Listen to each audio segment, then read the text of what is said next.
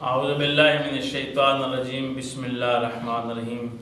السلام علیکم ناظرین، آج جو وظیفہ لے کر حاضر ہوئے ہیں آپ کی خدمت میں، یہ ایسا وظیفہ ہے کہ اگر کسی کے پاس اپنا گھر نہیں تو اس کے ذاتی گھر کے لیے ہے۔ 21 دن کا یہ عمل ہے۔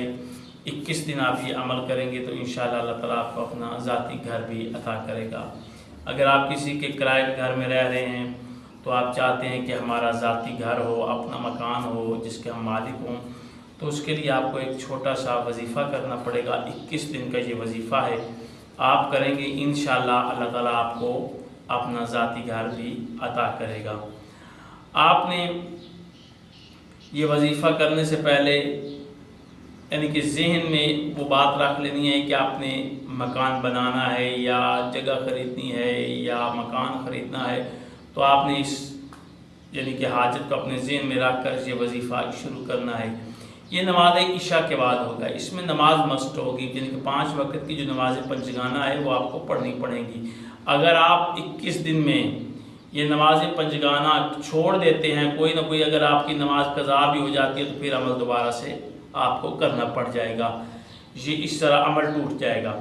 یعنی کہ 21 دن بھی اگر آپ نے اس عمل کو متواتر کرنا ہے اپنے ذاتی گھر کے لیے کہ آپ کا ذاتی گھر ہو، تو پھر 21 دن آپ نے نماز پنجگانہ بھی ادا کرنی ہے اور پھر یہ ساتھ میں عمل بھی کرنا ہے، اور کرنا یہ نماز عشاء کے بعد ہے۔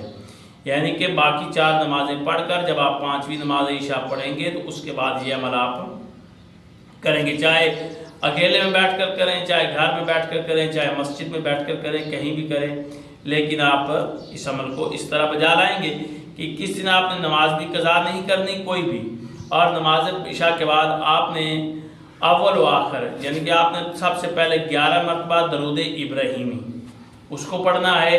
درود ابراہیمی پڑھنے کے بعد پھر آپ نے 313 مرتبہ سورہ کوثر کو پڑھنا ہے، اور پھر آپ نے 11 مرتبہ درود ابراہیمی پڑھنا ہے۔ یہ پڑھ کر آپ نے دعا کرنی ہے اپنے مکان کے لیے، اپنی حاجات کے لیے۔ انشاءاللہ اللہ تعالیٰ آپ کو آپ کا ذاتی مکان دے گا اور آپ کی دعا قبول ہوگی۔ 21 دن کا یہ وظیفہ ہے، 21 دن یہ آپ نے عمل کرنا ہے۔